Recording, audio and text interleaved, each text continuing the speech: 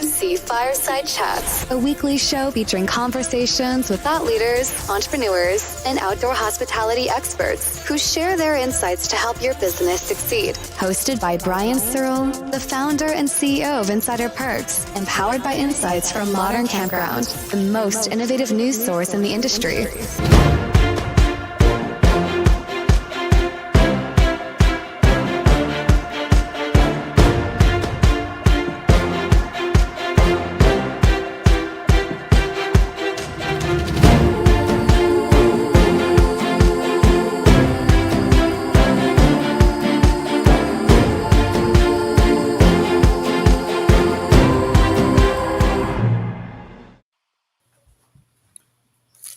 Good afternoon, everybody, and welcome to another episode of MC Fireside Chats. I am an old familiar face, back for, what I will argue is probably going to be the best show of the year, since it's me, right? No, for those of you who don't know, my name is Cara Csizmadia. I'm president of the Canadian Camping and RV Council. I am formerly the co-host on this show, and so I'm back here helping out for the week as Brian is on well-deserved and well-earned vacation time. So we are back for our regular glamping episode, which we have once a month. Before we dive into the episode, I just want to do our shout out to Horizon Outdoor Hospitality, mainly so that I don't drop the ball and get deep down in conversation and forget all about it. So I just want to say thank you. Delivering decades of combined expertise, they're the industry leaders dedicated to elevating assets in the outdoor hospitality industry. Whether you need third-party management solutions, top-notch accounting, strategic marketing, or assistance in brokerage and development, Horizon Outdoor Hospitality has you covered. Their unwavering commitment to excellence ensures your outdoor hospitality business reaches its full potential. Thank you, Horizon, for your support of MC Fireside Chats. Awesome. Okay, so we are kind of on the verge of fall, certainly here in Canada, where I'm located. We are feeling that transition right now. We're starting to see some of our parks and resorts and properties transition into more shoulder season occupancy time numbers, as well as obviously the season shifting and things cooling down a little bit. We have a really interesting dynamic here in Alberta where I am with the color changes, and that really drives a lot of hiking and outdoor traffic at this time of the year as everyone clamors to get those last trips in before the snow focus. So it's always one of my favorite times of the year here, both because of those things, because I like to do those things, but also in the industry and at the association level where I work, we get to start really meeting again with property owners across the country as their big summer season is behind them and transition into things. So I get to experience some networking and sitting down with them again, which I'm actually excited to do in October in Denver for the Glamping Show Americas. Zach, will I see you there again? I will be there. We were actually asked to speak this year, so we'll be presenting on the Monday events of the show to encourage people to kind of think long term about their glamping resorts. What are some forward thinking things that they can do? What are the common challenges with staffing and operations, and what are some of the kind of new things that are coming to the industry to help resort owners and developers and builders do better, just kind of elevate the industry as a whole. So we're really excited to be there. Actually coming out with a couple members of our team. Looking forward to meeting folks and seeing what, if anything, we can do to help them. I'm so excited. I will definitely sit in on that session. I really encourage viewers and anybody involved in the industry or even considering getting involved to attend that event. I can't say enough about it. Last year was my first year getting to go in person, and it was really, really not only just incredibly informative, but such a great way to network and connect with folks in the industry. And then, of course, also see a ton of incredible product all in one place, do all those comparisons and things like that. The tire kicking, if you will, is next level, incomparable. The Glamping Show Americas, their team does a wonderful job. It's always so well attended, and lots of bodies in there. That's always the big thing, is you almost don't have enough time to see everybody. It's crazy, but super excited to see everybody that will be there in October and November. I think we're going to do a live show from there too, right? I heard, apparently. I'll be in the audience. I'll excitedly watch. Maybe I'll submit some questions to throw you guys off or whatever. Here's Ruben. Welcome, Ruben. So you're joining us is timely. I'm going to go around the room and ask everyone for an introduction and just kind of who you represent or work for, or how you play in the outdoor hospitality industry with us here, and then we'll dive into a couple of things today. So let's start with Alex. Hey guys, my name's Alex Allred. I live in Asheville, North Carolina, and I'm a general contractor. A few years ago, we started building some domes. We work with Pacific domes, and our little niche is we build these as a dwelling. So we put electrical, mechanical, we have full-on kitchenette, shower. So we build the fanciest tents around, basically. Fancy tents. We love it. And Richard? Fancy tents. I love it too. Yeah, so I'm Richard. We're from near Cape Town in South Africa. My wife and I have a glamping business where we basically have permanently set up bell tents, and one fancy unit, like I would gladly show Alex. And we focus on functions. So we always fill up the tents with one group of people, and then we do functions like weddings, birthdays, etc. Cool. So exciting. I have some big questions for both of you guys, but Zach, I know we already touched on your exciting stuff for the glamping show, but an intro, please. So my name is Zach Stoltenberg. I'm the Director of Outdoor Hospitality with Clockwork Architecture. We are based in Kansas City, and we specialize in designing, developing, permitting, approving glamping, camping, and outdoor hospitality resorts across the country. So I like to say I have the best job in the world because I get to work with really incredible people and help them build their dream, build their vision, their goal for glamping resorts. So yeah, that's who we are. We're a recurring guest on Fireside Chats, so always happy to weigh in and connect with other people in the industry. Yeah, grateful for your time. And Ruben. Hello, everybody. Ruben Martinez, the founder, executive director of the American Glamping Association. So we provide tools, resources, community network for anybody and everybody in the glamping space. Been around in the industry for almost 15 years now with a variety of businesses over the years, everything from manufacturing to tech to operations. And Zach, I have the best job in the world, so I might fight on that one. But no, it's been fun to see how everything's been growing over the years, and always excited to kind of do what we get to do on a daily basis and talk glamping all day, every day. Yeah, well, I was going to say I have the best job in the world, but I don't know if we can all fight this out here. How about everybody? Yeah. Everybody has the best job. All in one I hour. think anytime you're passionate and purposeful about what you're doing and you enjoy the people that you get to do it with, then that is the best job in the world, right? Agreed. Yeah. And Zach, I'm not smart enough to be able to do your job, so it wouldn't be the best job for me because of that factor. Yeah, totally. So Zach was mentioning we'll run into him in Denver in October at the glamping show. I assume, Ruben, you'll be there too. Yeah, no, looking forward to it. It's going to be,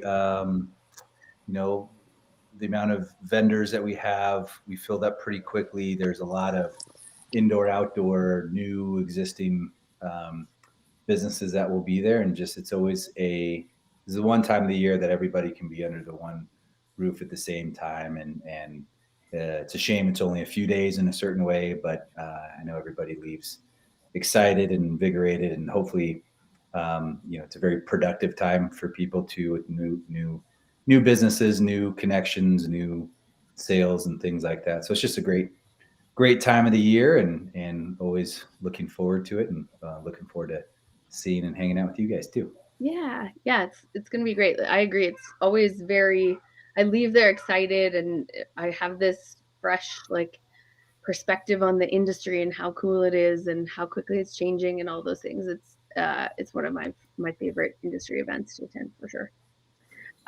So I am going to dive in with our guests here quickly. I know, Richard, you may have some time constraints, so maybe I'll start with you. I did a little bit of digging ahead of time about Cherry Glamping, but if you want to give us, I know you mentioned you guys focus a lot in the event space. I was looking at your website, and the space, the big fancy tent looks really, really awesome. I'm wondering if you can share insights about how you effectively manage and maintain kind of the natural surroundings while accommodating guests in this kind of cool luxury way. How do you balance that? And maybe I'll give a bit of background to this question. I'm a former campground owner, and so I spent a lot of time being conscious about, landscaping and strategically placing sites and units and connections and all of those things.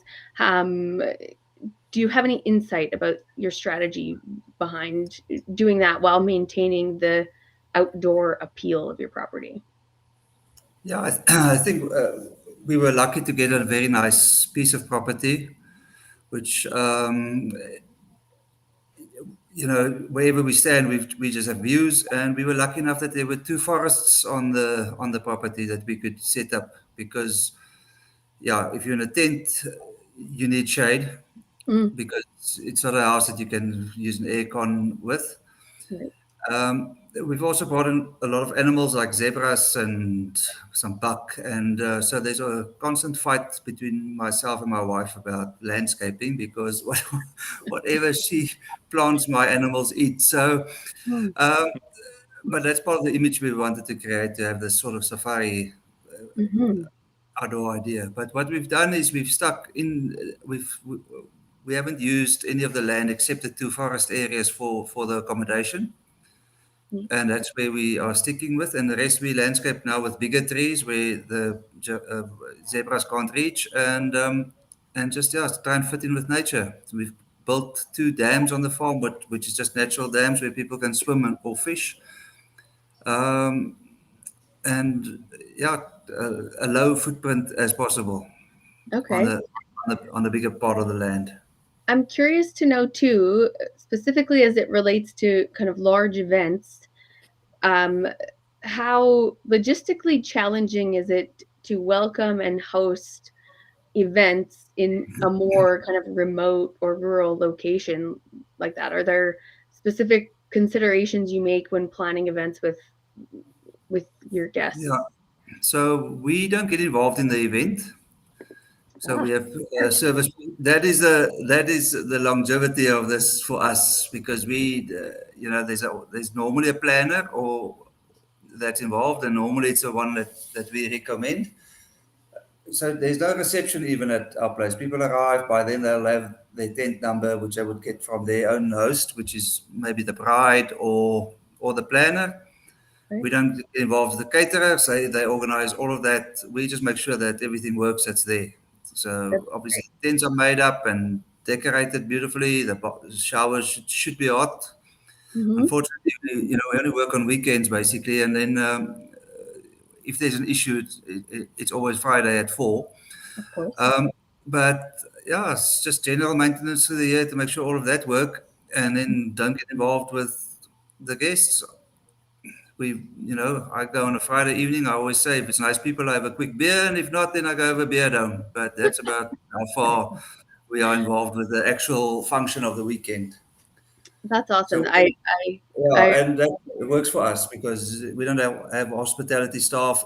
We basically give a blank canvas, so the people bring their own decor for the function itself. It's just for us the best way to stay. To maintain our best job in the world, which I also have. Yeah. So then I guess, given that you're kind of focused on the facility and things like that, and still selling this luxury experience, do you have kind of a base list of the types of amenities that you would consider luxury, or that your guests would, that you feel are kind of non-negotiables? You need to have those in place, like a hot shower certainly is one of those, but Yeah. additionals to that? Yeah, I think one of the, we obviously have all the amenities that you need, like soaps and good linen, which was a non-negotiable for us, warm blankets, hot showers. It's shared bathrooms, but we've learned over time to inform people well in advance, because we don't deal with the people staying over. So what we found, often they don't know what to expect because nobody told them. So, the bride and groom would come and have a look and, oh, we love this and we love the zebra and the tents are beautiful. And then they invite their guests, and then, people come and say, oh, there's no toilet in the tent. I'm like, there never was. So it's not like somebody stole it. So now we send out an extra document out that they can share with the guests to tell them exactly how the camp layouts work. So it was just over time we learned that, give as much information as you can before the time, so that whatever they expected, it was communicated well before the time. I know that's something Ruben talks about all the time, or I've heard him talk about multiple times, is setting clear, good guest expectation stuff. We've talked about that on this show in my past experiences too. I agree. I think it's vital. And then my last question, I know I feel like I've got you on the hot seat here, but I'm curious. I saw on your website a mention of a no venue fee for guests staying over, which I find is an interesting approach. How has this pricing strategy worked for your business? And how do you find it's impacted bookings and occupancy? Yeah, to be fair, our accommodation is quite expensive. Right. It's expensive for a tent, but so if I can, in our local currency, a luxury venue would probably cost you 100,000 rand for a venue. So say that's for $5,000 for the venue. When people book 80 tents for 2 nights, that's almost the equivalent. So Right. that's so they are getting a free venue and accommodation for 80 people instead of just a venue. What they charge their guests, I don't know. Often the guests carry the whole cost of staying over, and sometimes it's either subsidized by the couple or paid in full. But that again is their choice. So whatever they were willing to pay for a venue, they could divide into the amount of tents, basically. Interesting. Yeah, so it's a bit of a marketing tool, I think, to say no venue, because the tents are a little bit more expensive than what you would have paid for just a tent. Sure. So Richard, I have a question. So when you do these events, you're essentially renting the entire resort, correct? So you're not having private glamping guests and a wedding, that you're basically shutting down and the entire venue goes for that event. Yeah.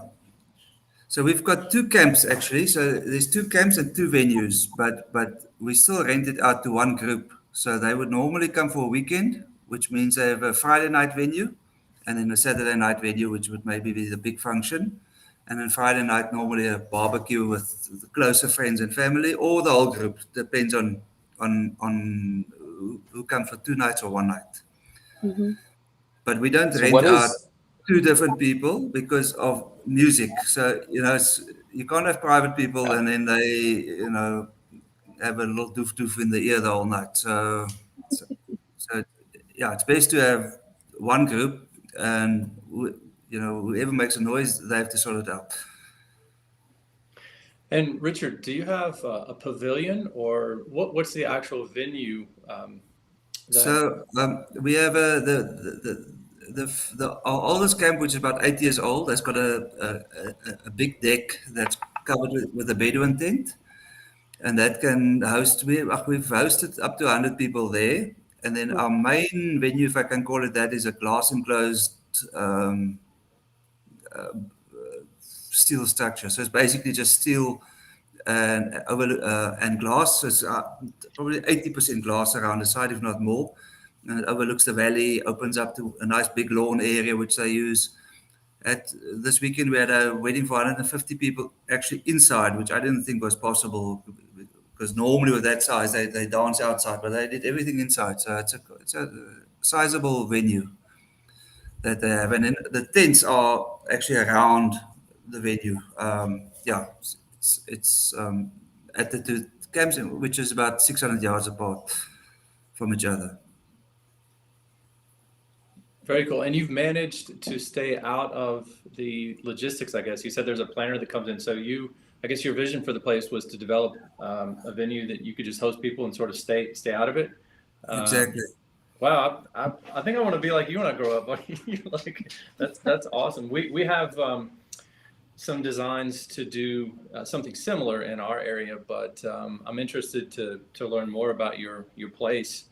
We started with kind of a small, just one unit. We bought a small piece of land, and we want to scale up in time. But I think that's very interesting in what you're doing. And can I ask, like, what's your availability throughout the year? How long is your venue open throughout the year? We close for July, August, which is our winter. And for the rest, we are open. So 40 weekends of the year, we do our business. And then a little bit of midweek business. We pushed hard to get more corporate business, but they also want to do their thing on a weekend, which I find amazing. We would have thought. So we do have... it's mainly weekends with a few midweek weddings as well, especially December. December's are actually quite full, even midweek. January, there's a few midweek ones. And then we also have some European cyclists, smaller groups, but they book midweek. So it's basically a weekend. So I would say we're full 40 weekends of the year. And give or take about 10 other functions to the year at the moment. But when we're full, it's 80 to 100 people. So it's because we can add more tents. So it's actually, it's a nice full capacity over weekends, which makes up for the quiet week. Yeah, no doubt.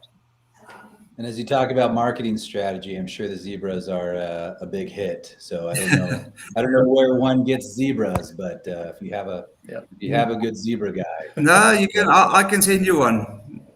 I can send you. Yeah, I'll take two. Straight from South Africa. Yeah. No, we actually increased this. We are increasing the variety of games. So we did a new game fence this last month. Just finished the gate today. So people do, and we've actually started marketing in England and Germany for, I think they call it destination weddings, and we've actually had a few people who's flown in with their guests to come and get married in Africa. So I bet the idea is get more animals, and they can market the place for me. That's a sales pitch. Zebra, my Insta Zebra. Nice. Yeah, that's a great strategy. Amazing. Thanks. I appreciate you, Richard, your insight. The event approach is always, I think those who take it on, I always admire them because it feels daunting. So I applaud you. So Alex, I might shift over to you. I have in my notes here, you own Blueridge Glamping. Correct. Yeah. On a waterfall. On a waterfall? On a waterfall. No. Near a waterfall. Near what? Well, so we're located near Chimney Rock State Park and Lake Lure. So there's a lot of waterfalls in the area, but we're not, not directly on one. We do have like a nice big pond and a creek. It's a very, it's a nice piece of property, but I'm not aware of any waterfalls. Right. It sounds great. Right. So I guess similar question that I had for Richard, and I feel like this answer typically kind of comes or is fairly similar, where you kind of work with the natural surroundings to the best of your ability, and so choosing kind of where you get to build a business like this is not always we don't have a ton of choice about it, but utilizing the natural surroundings that we're blessed with in those areas is generally the strategy. I'm assuming that's the same for you. Yeah, for sure. I mean, when we were looking for property, we really started with just the idea to do one or two as a kind of a proof of concept. And so we started with working with Pacific domes. We did our first one, which is a 30-foot dome, which is about 700 square feet. And we wanted to buy something that was close to where people were already traveling. So like I said, Lake Lure, Chimney Rock, it's a destination in our area. So it's a state park and it attracts a lot of visitors already. So we were wanting to build a back to nature kind of experience with the idea of luxury, privacy, and some novelty, so we looked at yurts and, domes, shipping containers. So as a builder, I'm a general contractor. I wanted to build something unique. So tree houses, all that type of thing. We settled on Pacific domes because we like their product and I didn't see anything else like that around here. So the idea for us was to build a dome, but then to outfit it with plumbing, with air conditioning. We have king size beds. So it's kind of a 5-star hotel room in the woods was kind of our thing we were shooting for. So we built one, and then this was back in 2019, and it was very successful. We built another one on our property, and then people started reaching out. We had a couple of videos that we released.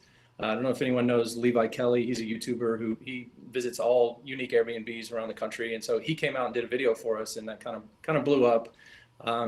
Filled up our reservation, our bookings, but also a lot of people started reaching out for consulting. And so we also help teach people and guide people through the process of zoning and permits and, how to work with your local county to get a canvas structure like this permitted like a dwelling so that you can put plumbing and, turns out people like showers and flushing toilets, that type of thing. So that's kind of our little niche. That's how we got started. So. Yeah, well, and I'll be honest that the permitting part was one of my questions on my list. It's a significant challenge for the majority of my members up here who are exploring those soft-walled structures, getting permitting and things like that to really make them luxurious can be really challenging in a lot of the counties up here. Certainly some areas of the country are maybe more kind of tourism minded, and so they're a little bit more functional on that end. But did you experience initial hurdles with that, or were you embraced? Yeah, 100%. I mean, they told me no like 10 times, but I'm kind of stubborn and persistent. So we purchased the land. We had a plan in place, and we met with the county multiple times with first of all, you start with zoning, obviously, but then we have what's called environmental health department here, and they're the ones who oversee like the well and septic system. We bought a piece of property that already had a well and septic system in place. And so after about 5 months of meeting with all the different departments and providing some engineering documents and then just finding solutions, I just didn't take no for an answer. I kept coming back to him and said, hey guys, I'm sure there's a solution here. What if we hired an engineer to certify the R value? So for example, we had to do that because even with the winter liners and there's a lot of different manufacturers. If anyone's checked into that, I'm sure you've seen there's and certainly more have popped up since we started. But even with the winter liners, you're not going to reach what the code requirements are for a traditional structure. That doesn't mean you can't do it. That just means you need to get an engineer involved, somebody with a stamp, somebody with some like HVAC credentials to kind of evaluate the structure, make recommendations on the heating and cooling that's required. And then if you hire an engineer, get it stamped, that's usually the solution. You can pretty much build anything you want, but you have to get the right people with the right credentials involved. And if they stamp it and take the professional liability for it, then usually the county is happy. But to answer your question, yes, many hurdles, many times. And so I just kept knocking on doors and say, well, hey, can I speak to the manager, please? So I actually kind of escalated up to, folks who make decisions. And then eventually, once they saw that we were, conscientious, we're trying to do things the right way, they began to work with us a little more. And typically that's what I found, across the country. Because like I said, people started reaching out to us through our YouTube and everything. And we kind of help people speak the language of their county so that they can overcome some of these hurdles. But yes, it's zoning is zoning, building department, all of those things. That's actually probably the biggest challenge for people. Building them, it actually becomes simple after you get the approvals. So. Yeah, agreed. I'm curious then, so do your units stay up all year round? You don't dismantle anything? Yeah, no. So for us, we're building it as a house. So from the county's point of view, it's something that people could live in full time. So it's on a concrete foundation. Like I said, heating and air conditioning. We're connected to the power grid. So we have an electrical panel just like a house would, because we've got a hot tub. We have air conditioning. So we're using more power. We're using, it's definitely not a primitive setup. It has, a full electrical panel, and it has cooking, it's everything that you would need. You could actually live there full time. So yes, to answer your question, it's all year round. In the winter time, we're kind of at elevation and we're in the mountains. So we get snow and quite a variety, but we've got these pellet stoves, it's like a wood burning stove, but you pour bags of pellets. You may have seen like a barbecue setup. It's a little, you dump a big bag of pellets in there and it filters through. So you get a nice, actual wood burning fire, but you just kind of push a button. So the guests don't have to actually start a fire. They can just push a button and it creates a nice fire, keeps everything nice and toasty in there. And so, yes, we're open all year round. That's lovely. I know some operators who are jealous about that. I was just talking to a gentleman who's trying to pick structures, and he is dealing with significant snow load. And so that's a big factor in his choice. Given that he would like to try to extend his operating season into the winter. So that's, I know probably I spend a ton of time in conversations with operators on a daily basis, and the permitting stuff is consistent and regularly one of our biggest hurdles that we see come up for members. I think there's so many variables depending on where you're located and what the climate's like and all of those things that impact that stuff. But then also obviously health regulation and things like those things. It's a challenge, but we are starting to see, I think, a shift and a really embracing glamping specifically, and in a lot of properties up here. And I know we're behind most of the other places in the world, but things are catching up for us here in Canada for sure. And Alex, how did you guys do over the summer too? Because I know in certain climates where it can be a bit humid, even with a mini split and you got the insulation in there, there's a few heat waves that come in and it can be tough. You could be blaring the AC, but then I know during the fall and the winter time, obviously the season starts to pick up and temperatures start to cool down. But how was the kind of July, August? How did everything perform? Yeah, so they definitely get hot. What I would say is if you have some tree cover, that's ideal. So if a dome is out in the open, you're going to be fighting that for sure. And definitely don't orient the big bay window. If you've seen these structures, the bay window, don't point that directly at the sun. That's, you can orient it away from that. That helps a little bit. We also have a couple of sun shades, so those big shade structures that we built. And we do have a mini split. I also have just a regular plug-in off the shelf model that I use for the hottest times of the year, so that helps a little bit. With the winter liner, they do better. I think it's still, in terms of R value, if anyone knows, it's still maybe around R8 to 10. So it's not R30 like a normal house would be. So yeah, you're going to be fighting that during the hottest, midday sun. But I've also found that we try and be upfront with people on our listing so they know what to expect. And we're mostly Airbnb. So that's the platform that we use the most. And if you write a good description, people know what to expect. We also find that typically during that time, people are out exploring, they're hiking, they're doing things, maybe, checking out the area. So people can head out during the midday if they're uncomfortable, and then head back at night. So, but yes, they do get hot. Yay for tents.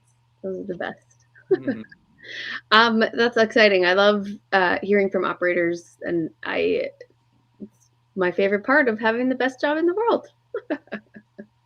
So I appreciate you guys' time today. I'm curious, Ruben, do you have any kind of exciting association updates, fun things, education opportunities for operators, things like that coming up? No, I think we're just excited for the show, and I think it's been fun to see how everybody's shaped up over this summer and in different countries, not only just here. stateside, but every year is a little bit different. And Zach, better than anybody, just the change and development. I don't even want to call it speed, but cadence in a way where how people are choosing products or projects and investments and expansions. It really is a year by year now versus, in the middle of COVID, it was obviously a completely different speed. So I think we're still about a month away from truly understanding how everything kind of shook out, across the board, across the states in particular, for, just the pure basic numbers, right, between the ADR and occupancy and how that affects everybody's mindsets for, what does next year look like, right? Because I think a few years ago, there was a level of what a plan could look like. And then now I think this summer and going into a strong fall, will really help us understand what the next 3 years could look like. I think this year really puts a nice flag in the sand of, all right, what are we doing over the next 3 years? Because anything that we do this year from an operational standpoint, from a business standpoint, we had to start cooking that 2 years ago, right? So it'll be interesting to see what this, call it end of October, where everything looks like. And then as everybody reloads, really, right?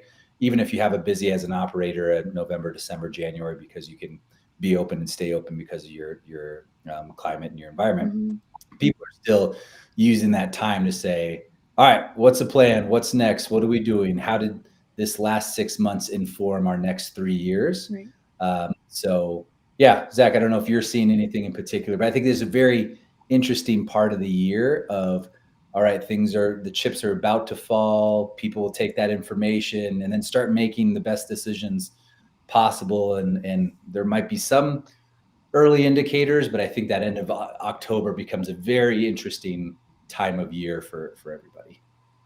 Yeah, we're definitely seeing a ramp up. I think we've gone under contract for 8 new resort developments in the last probably 6 weeks, which I think we always kind of pick up around this time of year.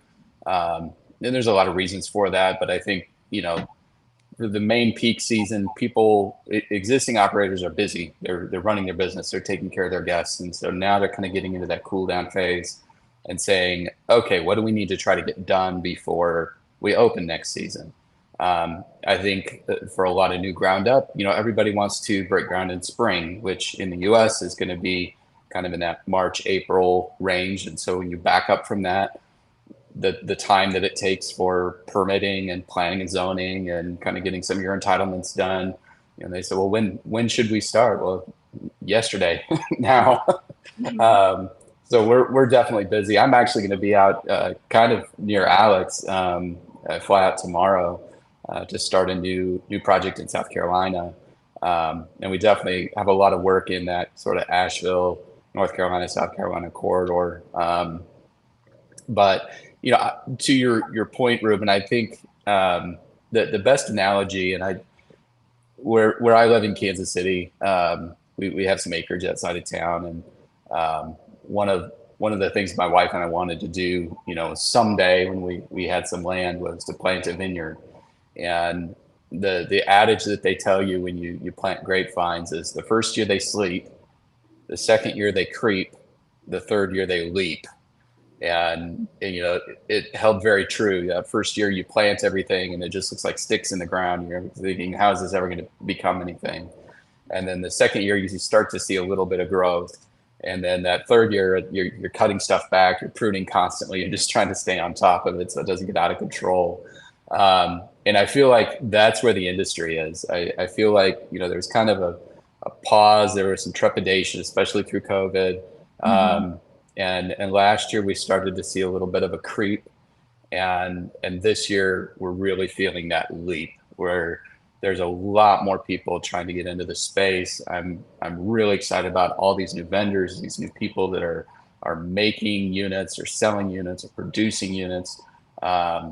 It seems like every week I have a phone call with another new person I haven't heard of that is doing something incredible that I'm really excited about. And so I think that leap this year is really driving innovation. I think it's bringing together a lot more investment, whether that's, banking, traditional lending, or institutional capital. I think there's, the days of people just really being unfamiliar with this and what it was are starting to kind of wane a bit, where this is now an established industry and confidence is there.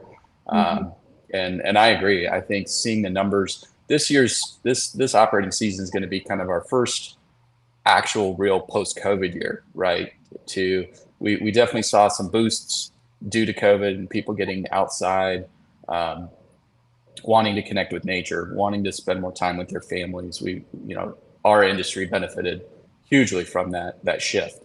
And I think now where things have kind of shook out a little bit, right? We've reached a point of stabilization where folks are resuming a new normal.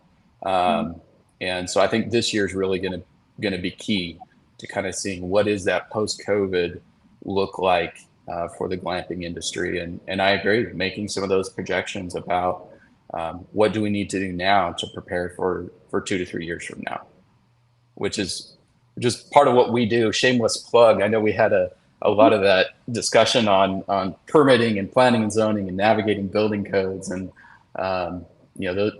those are all things that we help our clients do. So. Yeah, the experts. I'm curious, just from this group, this is top of mind for me right now as we're at CCRVC level. The association is working pretty diligently on a focus on sustainability and tourism specific to outdoor hospitality, and we're providing some education opportunities and things like that to members. I'm curious, I feel like the glamping industry itself has kind of inherently it has this base in sustainability. You typically see product and suppliers really prioritize it, and so I feel like it's always been a foundational part of the glamping portion of the outdoor hospitality industry. Do either our couple of operators, or Ruben and Zach, do you see operators and either consumers or operators making business choices or purchase choices with sustainability in mind, or is that still kind of off to the side for? Yeah, I mean, Mike, and be curious to see what you guys think, and I think it's a pretty broad term, right? Because sustainability, off grid, there's, I think, two things that we see the most, and one is a lot of people really like the idea, right, of being able to be sustainable, be off grid, be renewable, be whatever it is. It's hard. It's just a hard thing to really do well, and even do well in a way that also helps the customer experience. Have people done it well? Has it been a priority for developers and operators, and can they walk away pointing to that and saying, look at what we've created, and look, sure, 100%. And I think it's a good thing.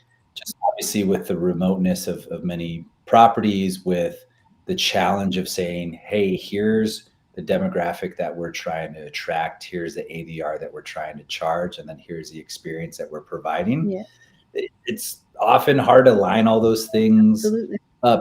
It's not very cookie cutter, and I think a lot of people do come into the space saying, we want this, we want this, we want this. I think it's a whole other conversation about actually executing it in a way that checks everybody's boxes. It's not simple. Agreed. I couldn't agree more.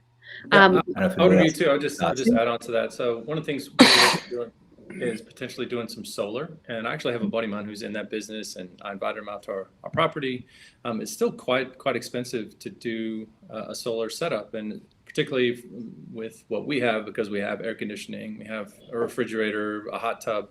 I think on some of the more primitive builds that we've helped consult on, I think you can do it at maybe a smaller scale. But when you start looking at a large scale solar system, and some of the products are still pretty pretty, cash. It just takes a lot of money to do that. And I agree with you, Ruben. There's the idea of doing something, and then there's the practical cost of it, and the timing that it takes as well. So yeah, it's always, everybody's having to strike a balance between turning a profit and, investing in something. Maybe I don't know what the carbon exchange is on some zebras, but Richard, maybe, can you weigh in on that? Sorry. No, but I can just a comment my dad always made is he said if he could budget, he would do nothing in the world. And I think if you set up a glamping tent, don't budget, just start, because you're not going to get the budget right, number one. And what people don't appreciate is that is the money spent on what you can't see. At Cherry Glamping, they come as, it's just a tent. But it's sewage, it's power, it's water, everything got laid up. And I've also been asked to consult, and everybody just runs after about half an hour after me telling them that what they see is not just a tent. And especially, I looked at your website, Alex. It's beautiful, by the way. And to build something that remote and where you are, well, I don't know if you're, but yeah, I mean, there's no highway that can drop off anything near your place. It just all adds up to make it more expensive. Cost. Right. Costs. Yeah, I think, looking at those costs too, I mean, just piggybacking off of that, I mean, a very common theme that we're seeing now this year that I think will affect the development moving forward is there was a higher level of comfort 3 years ago for people to say, great, buy the property, develop if I'm an investor as well. And hey, if you miss this, and to Zach's point, everybody wants to open up at a certain date, which means they need to develop at a certain date. But that's best case scenario, right? Things happen. Happens, and all of a sudden you can miss your window, and now you're a year behind. And that's huge when, especially you put together a pro forma that needs to hit at certain milestones, right? And so I think a sensitive planning,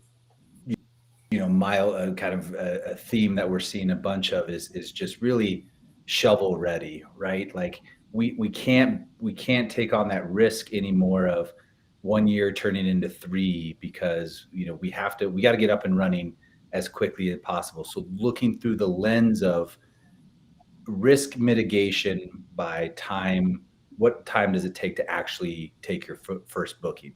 A lot of the money now is looking at that as a huge sensitivity point.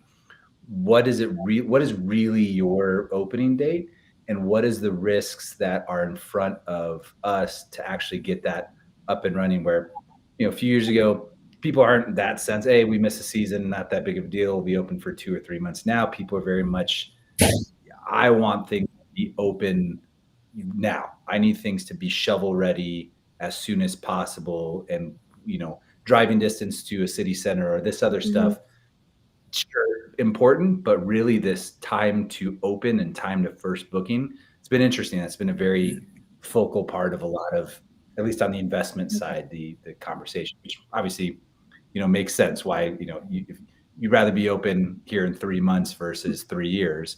It's just not always that straightforward. But you have to take your first booking, is what I always say. Otherwise, you will be never finished. You can go on like your dome, Alex. I mean, you can just continue building and feeling, I need more plants, I need more trees, I need more this. More zebras. I need more zebras. I need to do this. And what I find is set a realistic date and take a booking, because you will be finished if you've got it. But if you're not, you're just going to say, give us another month. I just want to do more before I open. And there has to be a line in the sand, because then you actually finish. That's what I found. Yeah, no doubt. Yeah, to kind of build on the, not to backtrack too much, but to build on the sustainability discussion, I think, we come at this from a little bit different perspective.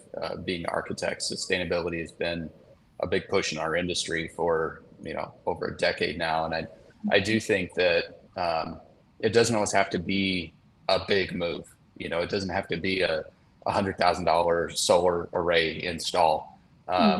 You know, a lot of the things that we work with clients and operators to do, especially, and we're seeing this shift, especially with the eco resort focus, which is kind of an emerging trend in the industry.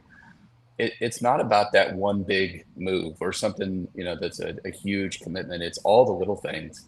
You know, examples I can give, shifting all your cutlery, if you're doing F&B on site, all your disposable, you know, forks and spoons and knives and your containers to biodegradable, natural.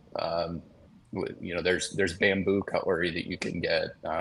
Your soaps in your showers, you know, using biodegradable, natural, non-chemical, you know, products in some of those applications. And I think, you know, there are things that are smaller that are easy to do. There are things that augment the guest experience.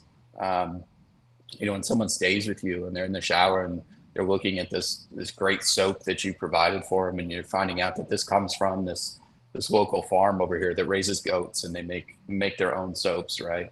It adds to that authenticity of the guest experience. So I think there certainly are things, you know, big, bold moves and steps you can take from the sustainability perspective. But I also think that, you know, everybody has to start somewhere, right? So it's making some of these smaller shifts, and maybe it's something you're doing already. You know, I think the bigger, broader scale, you know, we're starting to see the industry as a whole embrace that. You know, we're working with manufacturers that are bringing bamboo furniture in line. There's actually some big advantages from the import, you know, tariff perspective on embracing sustainability with some of those products. We're seeing a shift to some off-grid units and some off-grid solutions that have a lower or minimal impact on a site, but still provide a premium luxury guest experience. And I think, you know, for those that are familiar with the building and trades piece, the first step we had was a LEED, right? As some way to like rate a site or rate a building for how sustainable it is. And that process has certainly evolved over time, and it needed to. You know, you used to get LEED credits for putting in LED lighting in your building. And today, I don't know that you can hardly buy lighting that's not LED, unless it's, you know, something purely decorative.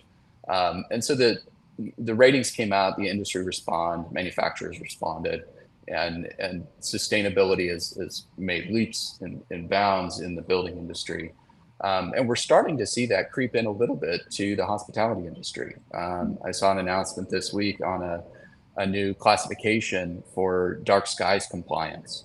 And there's some imperfectness in it, but again, we have to start somewhere. And so being able to get your glamping resort or your outdoor hospitality resort certified under dark skies, that, you know, that's, again, it could be part of your marketing, part of your branding. And it's definitely protecting your guest experience. So I think we're starting to see this industry evolve and embrace some of those concepts, and it's exciting. Yeah, I completely agree. I think, you know, like I said, it's come to our attention because it's there's a consumer expectation for that, and it can be very difficult for operators to balance that with, like Ruben touched on, the still providing that luxury, incredible experience. Finding the right, the exact right potion to achieve all of those things can be really challenging. So, you know, I think it's interesting that the consumers are seeking it and considering it as a factor when they're, you know, looking for places to stay. And, you know, that's obviously always the best driver of change in terms of operations. When your guests are submitting those requests, it's time to look at it. But yeah, I'm excited to see where things go specific to our members and campgrounds and our operators up here starting to pay attention to it as it becomes kind of more sought after from our guests. We definitely have some work to do on the big things, but that little stuff, I agree with you, Zach, is can be simple to implement and make significant impact or change on consumer perception and all of those things that will get you off on the right foot. And I think we have some kind of policy driven expectation around it too. There's sustainability policy coming down from our federal and provincial governments that impacts operation expectations and requirements for us up here too. So it's a very timely conversation for us and our members, and we'll continue to have it, I'm sure, long into the future. But I'm excited to see it opening up specific to outdoor hospitality in the next couple weeks as we have our education events coming out for members. What are we at here for time? Look at us go. It's almost a whole hour. Anything else from anybody? Anything cool or exciting we haven't talked about that I need to know? Besides, we're getting some zebras. I cannot wait. I'll share one thing that's kind of, I guess, somewhat exciting and somewhat related to the sustainability conversation. I actually had a really interesting phone call about a week ago with a software company that specializes in management for mainly the hotel industry. They have a software platform that allows them to kind of manage and control different things in a hotel room. So like your keypad or your card access for your door, your access controls on the hotel, the thermostat on the wall, the lighting in the room. All of these things can be controlled remotely and set. And we're looking at trying to integrate them into some outdoor hospitality units. And offer that to where, if you have, 40 tents on your site, that as people book that, the key codes to access the doors to get into those units are automatically generated by your booking software. The text messages get sent out, an hour or 2 hours before those guests are scheduled to arrive. The AC kicks on to make sure that unit is cooled down, or the heat kicks on to make sure it's warm enough when they get there.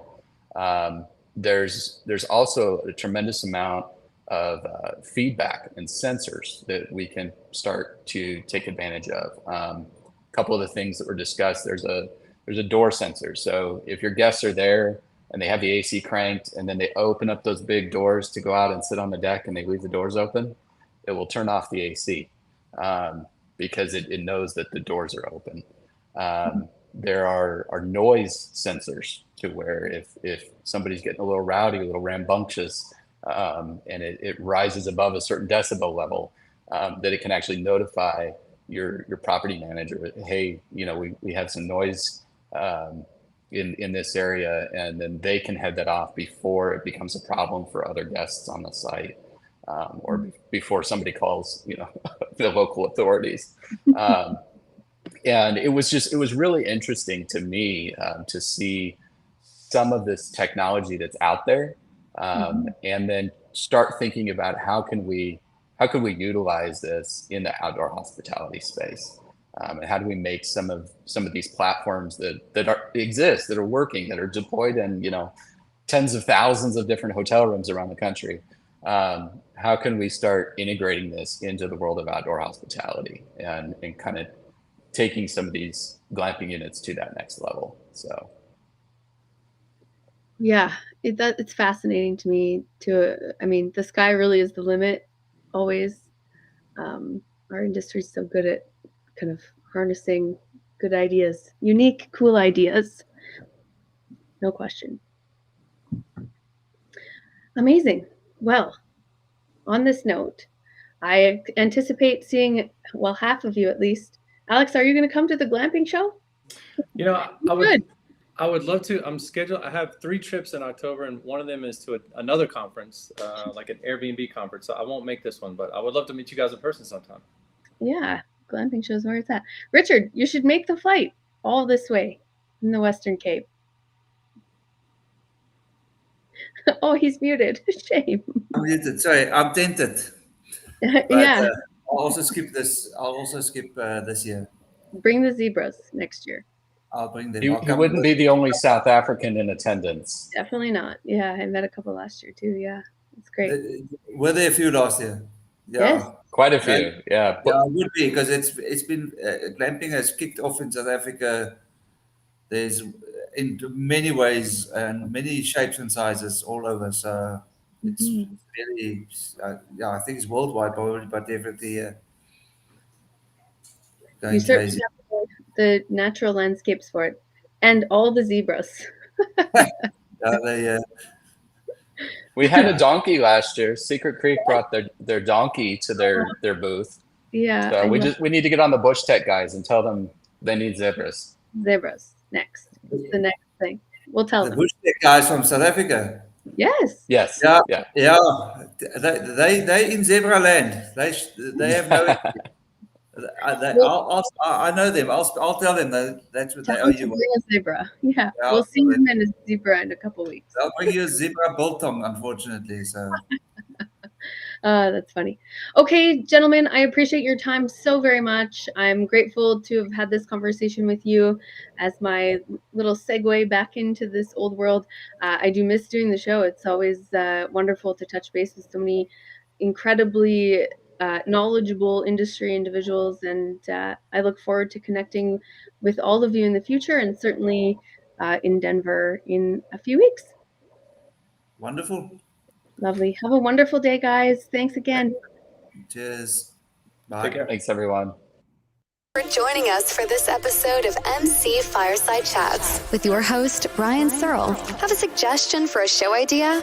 Want your campground or company in a future episode? Email us at hello@moderncampground.com. Get your daily dose of news from moderncampground.com. And be sure to join us next week for more insights into the fascinating world of outdoor hospitality.